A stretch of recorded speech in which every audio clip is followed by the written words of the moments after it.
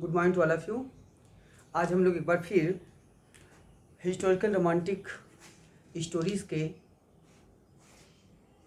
Volume 4 में आ गए हैं और इस वॉल्यूम में हम लोगों ने मुख्यतः एक अन्य महत्वपूर्ण कथानक को लिया है that is known as queen Naganika. Queen Naganika Satavahana वंश की महत्वपूर्ण प्रमुख रानी थी। आते हैं थोड़ा सा सातवाहन वंश से पहले। सातवाहन वंश मौर्योत्तर काल में मौर्यों के पतन के पश्चात, आप जानते हैं कि मौर्यों का पतन द्वितीय शताब्दी ईसा पूर्व में हुआ है। 185 ईसा पूर्व में मौर्य वंश के अंतिम शासक बृहद्रथ की हत्या करने के पश्चात पुष्यमित्र शुंग ने शुंग वंश की स्थापना किया था। तो मौर्योत्तर काल में ही जहाँ पे मगध में शुंगों का शासन था, उसी के समानांतर आपका साउथ इंडिया में, दक्षिणी भारत में मुख्यतः महाराष्ट्र के क्षेत्र में और कभी कभी लोग मानते हैं, कुछ लोग मानते हैं कि आंध्र प्रदेश के क्षेत्रों में सातवाहनों का महत्वपूर्ण मूल स्थान था। वहीं से इमर्ज होकर इन लोगों ने एक बड़े साम्राज्य की स्थापना किया जो कि महाराष्ट्र के क्षेत्रों में से उद्भूत माना जा सकता है। ओके, आते हैं दक्षिण भारत में। क्योंकि जो आपका विंध्य पर्वत श्रृंखला का है, विंध्य पर्वत श्रृंखला आपको भारत को प्राकृतिक रूप से दो भागों में विभाजित करती है। भारत को प्राकृतिक रूप से दो भागों में विभाजित करती है, जिनमें से आपका जो एक तो उत्तर नॉर्थ का एरिया है, यह आपका कहलाता है उत्तरी भारत और साउथ का एरिया कहलाता है सदर्न इंडिया। और जो आपका विंध्य पर्वत श्रृंखला है, यह एक नेचुरल डिवाइडिंग लाइन है जो उत्तर भारत को दक्षिण भारत से अलग करता है। ओवरऑल आते हैं फिर हम लोग साउथ इंडिया में। जो मौर्योत्तर काल में सातवाहन वंश की स्थापना हुई, ये शासक दक्षिण के क्षेत्रों से अपना राज्य स्थापित करते हैं, राज्य चलाते हैं, इसीलिए इनको दक्षिणापथ कहा गया है और ऐसे शासकों को दक्षिणापथपति कहा गया है। तो ये लोग दक्षिणापथ इनके द्वारा शासित क्षेत्र है और दक्षिणापथपति जो है वो मुख्यतः इनकी उपाधि है। इन्हें आंध्रभृत्य भी कहा गया है, इन्हें आंध्र जाति भी कहा गया है। हाँ, तो महत्वपूर्ण जानकारी हमारे पास इनके संदर्भ में प्राप्त हो रही है। आगे आते हैं सातवाहन वंश के अगर स्रोत की बात करें तो इसमें पुराणों में वायु पुराण, मत्स्य पुराण इसके लिए महत्वपूर्ण स्रोत हैं।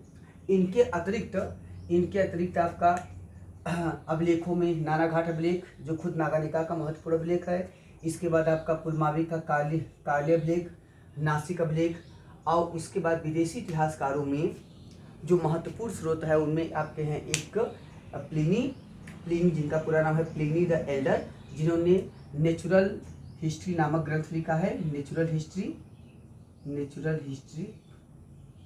इसे पढ़ते हैं, नेचुरल हिस्टोरिका भी लिखते हैं, नेचुरल हिस्ट्री। और टॉमी फिलाडेल्फस दूसरे महत्वपूर्ण इतिहासकार हैं जिन्होंने जियोग्राफिका या भूगोल नामक ग्रंथ लिखा है, जियोग्राफिका। और थर्ड आपका वन है, बहुत इंपॉर्टेंट है, जो कि मौर्योत्तर कालीन व्यापार वाणिज्य के दृष्टिकोण से महत्वपूर्ण स्रोत है, वह है आपका पेरिप्लस ऑफ एरिथियन सी। पेरिप्लस जो है यह एक, इसे कहते हैं गाइड ऑफ ओशियन ट्रेवल्स। यह समुद्री यात्राओं की एक गाइड मानी जाती है, जिसे प्रथम शताब्दी ईस्वी में फर्स्ट सेंचुरी एडी में इसकी रचना किसी अनोनिमस राइटर ने लिखा था। पेरिप्लस ऑफ एरिथियन सी में हमें मुख्यतः अरब सागर से लेकर लाल सागर को कहा गया है एरिथियन सी। लाल सागर कहते हैं एरिथियन सी। ठीक, तो इसमें हमको मुख्यतः अरब सागर से लेकर लाल सागर, जिसे कहते हैं एरिथियन सी, या इसके बीच के 24 बंदरगाहों का उल्लेख मिलता है, 24 हार्बर्स। तो यहाँ पे 24 बंदरगाहों का उल्लेख मिलता है। इससे हमको मौर्योत्तर कालीन महत्वपूर्ण बंदरगाहों, महत्वपूर्ण उत्पाद वस्तुओं और उसके बाद व्यापार वाणिज्य के अन्य स्रोतों के बारे में महत्वपूर्ण जानकारी मिलती है, जिससे पता चलता है कि सातवाहन काल जो था यह आर्थिक रूप से एक समृद्ध काल था। आते हैं सातवाहन वंश की स्थापना पहले किया था सातवाहन वंश की स्थापना किया था सिमुक ने, इन्हीं कहते हैं सिमुक सातवाहन, इन्हीं कभी कभी सिंधुक भी लिखते हैं। और इसके बाद हुए थे कान्हा कान्ह या कृष्ण, और उसके पश्चात हुए थे तीसरे शासक श्री सातकर्णी या सातकर्णी प्रथम। तो ये आपके जो सातकर्णी प्रथम या श्री सातकर्णी हैं, ठीक है, जिनको एल्डर सारागानुस भी कहा गया है, जिनको एल्डर सारागानुस भी कहा गया है इन्हें, ठीक है। तो कहाँ कहा गया? पेरिप्लस ऑफ एथेंस सी में। तो पेरिप्लस ऑफ एथेंस सी में इनको कहा गया है एल्डर सारागानुस कि सातकर्णी प्रथम को। सातकर्णी प्रथम ने दक्षिणापथपति की उपाधि धारण किया था, अप्रतिहत चक्र की उपाधि धारण किया था, और कहा जाता है कि इनकी रानी थी रानी नागानिका। नागानिका जो हैं यह महाराष्ट्र में अंगीय कुल की जो मरहठी त्रनकरी लोग थे उन्हीं की पुत्री थी। तो अंगीय कुल की मरहठी त्रनकरियों की एक पुत्री थी महाराष्ट्र की नागानिका, जो कि सातकर्णी प्रथम की रानी थी। इनसे दो पुत्र हुए थे, एक हुए थे वेदश्री, दूसरे हुए थे शक्तिश्री। वेदश्री और शक्तिश्री।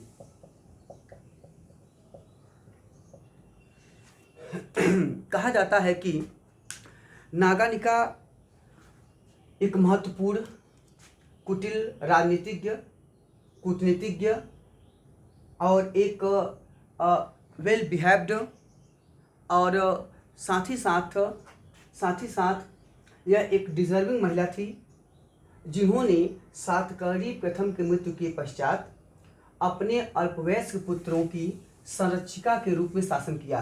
तो she was just like the patroness of her sons Vedashri and Shaktishri. तो वेदश्री और शक्तिश्री के संरक्षक शासिका के रूप में ये शासक बनती हैं। और महत्वपूर्ण तथ्य है कि यह भारतीय इतिहास की प्रथम महिला शासिका हैं। यह भारतीय इतिहास की प्रथम महिला शासिका हैं, ठीक है, याद रखिएगा। जबकि और दूसरा तथ्य देखिए कि भारतीय इतिहास की प्रथम महिला शासिका, और दूसरा महत्वपूर्ण तथ्य है यह भारतीय इतिहास की प्रथम महिला शासिका हैं जिनका अंकन हमको सिक्कों पर मिलता है। तो भारतीय इतिहास की प्रथम महिला शासिका जिनका चित्र सिक्कों पर मिलता है। She was the first lady emperor of Indian history who is depicted on the coins। तो यह आपके सिक्कों पे इनका चित्रण हमको प्राप्त हो रहा है नागानिका का। एक अन्य तथ्य याद रखिएगा, कभी कभी होता है कि सिक्कों पे पहली बार जब अंकित कौन सी रानी है तो ज़्यादातर लोग सोचते हैं कुमार देवी हैं। तो कुमार देवी जो हैं आपके कुमार देवी और चंद्रगुप्त प्रथम, ठीक, ये आपके गुप्त वंश के शासक हैं। चंद्रगुप्त प्रथम ने 319 से 335 एडी तक शासन किया था।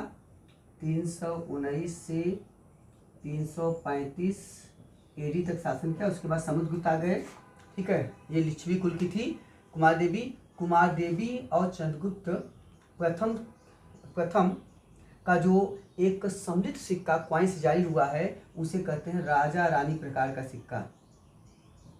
उसे कहते हैं राजा रानी प्रकार का सिक्का, ठीक है, प्रकार का सिक्का। तो यहाँ पे king queen type of coins इनका है। और ये पहली बात ये शासिका नहीं थी। दूसरी बात इनका सिक्कों पे डिपिक्शन जरूर हुआ है, लेकिन ये चौथी शताब्दी ईस्वी की हैं, ठीक है, चौथी शताब्दी ईस्वी की हैं। जबकि हम जो चर्चा कर रहे हैं वह लगभग आपका, ठीक है, वह लगभग आपका प्रथम शताब्दी ईसा पूर्व की बात है। तो वहाँ पे चर्चा कर रहे हैं। तो कुल मिला के हम लोग देखते हैं कि कुमार देवी अलग हैं। अच्छा, एक और क्वेश्चन देख लेते हैं। एक और महत्वपूर्ण रानी है कुमार देवी। यह जो महत्वपूर्ण कुमार देवी रानी हैं यह आपके गढ़वाल वंश की रानी हैं। गढ़वाल वंश में, ठीक है, गढ़वाल वंश में गोविंद चंद्र गढ़वाल की एक रानी थी जिनका नाम है कुमार देवी। किसकी रानी थी? गोविंद चंद्र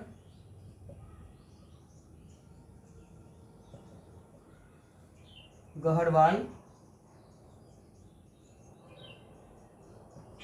गोविंद चंद गहरवाल।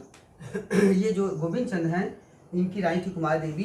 कुमार देवी ने बनारस सारनाथ में इन्होंने एक अभिलेख जारी किया है, जिसको कहते हैं सारनाथ जिन प्रतिमा लेख। सारनाथ जिन प्रतिमा से मत समझिएगा जैन धर्म का, ये बौद्ध धर्म से संबंधित अभिलेख है। सारनाथ जिन प्रतिमा लेख जो बुद्ध के सम्मान में वहाँ पे लगाया गया था रानी कुमार देवी द्वारा। और यहाँ देखिएगा कि विनय पिटक में महात्मा बुद्ध को भी जिन कहा गया है। जिन मतलब होता है विजेता। ऐसा व्यक्ति जिन्होंने अपनी इंद्रियों पे विजय प्राप्त कर लिया है उनको कहते हैं जिन या विजेता। तो सारनाथ जिन प्रतिमा लेख जो है यह कुमार देवी का है। इसी तरह एक इतिहास में जो सिक्कों की बात चली, तो एक और रानी की चर्चा करते हैं। एक रानी है चाहमान वंश में, चौहानों में, जो लोग अग्निकुंड से उत्पन्न हुए थे। चाहमानों वंश में एक महत्वपूर्ण रानी है जिनका नाम है सोमलेखा देवी। सोमलेखा देवी, इन्हें कहीं कहीं लिखते हैं सोमल्या देवी। सोमल्या देवी जो हैं यह अजय राज की पत्नी हैं, अजय राज की रानी थी। अजय राज यहाँ के महत्वपूर्ण शासक थे, ठीक है। वो अजय राज के नाम पर ही अजमेर की स्थापना हुई थी। इनका एक महत्वपूर्ण खासियत रही है कि सोमलेखा, या इससे कई बार क्वेश्चन पूछा गया है, सोमलेखा या सोमल्या देवी भारतीय इतिहास की ऐसी रानी हैं जो प्रतिदिन एक नवीन सिक्का जारी करती थी, ठीक है। ये जो थी यह प्रतिदिन एक नवीन सिक्का जारी करती थी। और कहा जाता है कि यह प्रतिदिन एक नवीन सिक्का जारी करके अपने हाथ पवित्र करती थी। ऐसे हमको कथानक यहाँ से प्राप्त होते हैं। अब आते हैं थोड़ा सा और महत्व, ये तो आपके ऐतिहासिक महत्वपूर्ण तथ्य है। कहा जाता है कि रानी नागानिका का जो महत्वपूर्ण ऐतिहासिक स्रोत है वह एक है आपका नानाघाट लेख। नानाघाट जो अभिलेख है यह प्राकृत भाषा और ब्राह्मी लिपि में है, ठीक है। ये महत्वपूर्ण तथ्य है, याद रखिएगा। यह आपका प्राकृत भाषा है और इसका लेख क्या है, ब्राह्मी, ठीक। प्राकृत भाषा और ब्राह्मी लिपि का लेख है। ब्राह्मी ऋषभदेव की पुत्री मानी जाती है, उन्हीं से ब्राह्मी लिपि के उद्भव की बात की जाती है। ओवरऑल ये पौराणिक कथानक है, इसके पीछे बहुत ज़्यादा हिस्टोरिसिटी ढूंढने का अगर आप ढूंढेंगे तो नहीं प्राप्त होगा। ओवरऑल तो यहाँ पे प्राकृत भाषा में ब्राह्मी लिपि में लिखा गया ग्रंथ है, जो कि वेदश्री के शासन काल में जब इस संरचिका थी तब, मतलब जब अपने पुत्र जिसका नाम था वेदश्री, यह आपके वेदश्री की संरचिका के रूप में जब शासक थी तब यह जो है आपके अभिलेख जारी किया गया था। यह अभिलेख महत्वपूर्ण इसलिए है, यह अभिलेख भारतीय इतिहास में भूमिदान का, यह अभिलेख भारतीय इतिहास में भूमिदान का प्रथम स्रोत माना जाता है, ठीक है। तो भूमिदान का पहली बार उल्लेख नानाघाट अभिलेख में होता है। भूमिदान का प्रथम लेख, ठीक है। तो this is the first epigraphical example of the land granting in Indian history. तो भारतीय इतिहास में जो भूमिदान की परंपरा आई, जिसके बाद चल के बहुत तेज़ी से भारत में फ्यूडलिज्म, सामंतवाद का विकास हुआ। सामंतवाद एक प्रक्रिया है जो सबसे पहले आपका यूरोप से निकला, उद्भूत हुआ और आगे चल के धीरे धीरे विश्व के अन्य देशों को प्रभावित किया। तो सामंतवाद या फ्यूडलिज्म, सामंतवाद जो निकला है यह निकला है फीफ शब्द से, फीफ से बना है, FIEF, फीफ। फीफ का मतलब होता है जागीर, लैंड, ठीक है। लैंड या जागीर, लैंड या जागीर। और इस जागीरदार का मतलब फीफ, इसका प्रयोगकर्ता कहलाते हैं फीफ होल्डर, FIEFHOLDER, फीफ होल्डर, ठीक है। तो यहाँ पे जो लैंड लॉर्डिज्म जो आपका आई, जागीरदारी सिस्टम आई, इसी से उद्भूत हुई। आगे चल के सामंतवाद भारत में आया, धीरे धीरे सामंतवाद बहुत तेजी से विकसित हो गया। इसकी कथानकों की चर्चा हम लोग आगे कभी करेंगे। ओवरऑल तो यह भूमिदान का प्रथम अभिलेख है। एक अन्य महत्वपूर्ण तथ्य है कि जो आपका नानाघाट अभिलेख है, इस अभिलेख में हमको आठ मानवाकार छवि प्राप्त होती है। इस अभिलेख पे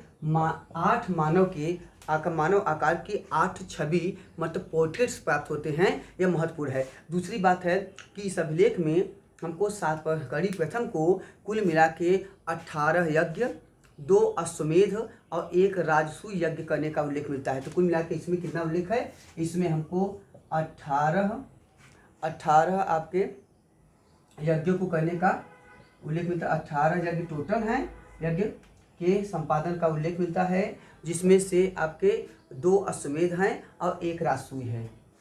2 अश्वमेध और 1 आपके राजसूय यज्ञ है। ठीक है। अश्वमेध यहाँ पे सत्ता विस्तार का प्रतीक होता है, याद रखिएगा। This is the symbol of the expansion of empire. और यह जो होता है आपका राजसूय यज्ञ जो होता है, ठीक है, यह सत्ता प्राप्ति का प्रतीक होता है। ठीक है, यह सत्ता के प्राप्त होने का प्रतीक होता है। अश्वमेध यज्ञ सत्ता के विस्तार का प्रतीक होता है। एक अन्य महत्वपूर्ण देखिए, भारतीय इतिहास में अगर अश्वमेध यज्ञ पे जाएं तो सबसे पहला अश्वमेध यज्ञ किया है वह वैदिक काल में हमको परा, सतनिक और पुरकुश के नाम प्राप्त होते हैं, जिन्होंने पहली बार अश्वमेध यज्ञ का संपादन किया। इसके बाद अगर आगे चर्चा करें तो पुष्यमित्र शुंग ने 2 अश्वमेध यज्ञ किया है, जिसका स्रोत हमको धनदेव के अयोध्याभिलेख से प्राप्त होता है। इसी तरह आपके आगे चर्चा करते हैं प्रवर सेन द्वितीय का हमको जो 4 अश्वमेध यज्ञ करने का उल्लेख मिलता है, जो वाकाटक वंश के शासक हैं। और उसके बाद मयूर शर्मन हैं, ठीक है, मयूर कदम वंश के, उनका उल्लेख मिलता है कि उन्होंने 18 अश्वमेध यज्ञ किए हैं। और अंतिम शासक अगर देखा जाए तो भारतीय इतिहास में अंतिम अश्वमेध यज्ञ करने वाले हैं आपके राजा जयसिंह। उन्होंने अंतिम बार अश्वमेध किया, उसके बाद से अश्वमेध की परंपरा जो है धीरे धीरे ऑब्सोलीट होकर नहीं पता चलता है। भवनाग जो शासक थे नागो, इन लोगों ने कुल मिला के 10 अश्वमेध यज्ञ किए थे। और इन्हीं की स्मृति में बनारस में जो दशाश्वमेध घाट है वह बनाया गया था। ओवरऑल ठीक है, तो हम लोग ये महत्वपूर्ण कथानक यहाँ से प्राप्त करते हैं। आगे देखते हैं, रानी नागानिका का जो सिक्का मिलता है, अंकन है, वो आपके रजत सिक्का है। जो रजत सिक्का है इसमें अश्व का अंकन है। रजत सिक्का है मतलब आपका सिल्वर कॉइन्स है और इस पर हमको अश्व का चित्रांकन मिलता है। तो कुल मिला के ये देखा गया कि सातकर्णी प्रथम के पश्चात जब इनका संरक्षकत्व आया, उसके पश्चात धीरे धीरे सातवाहनों का इतिहास अंधकारमय हो गया।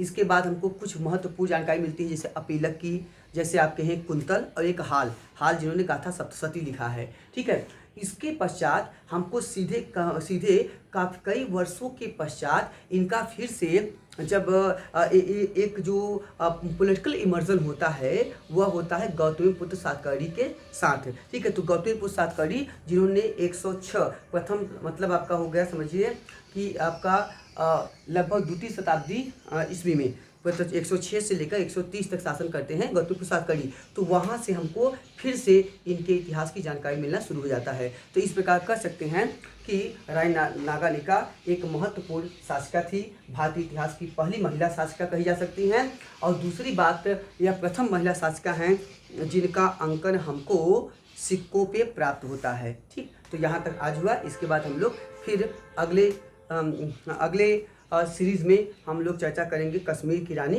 दिद्दा का। ठीक है, the life and achievements of queen Didda of Kashmir. Thank you to all of you.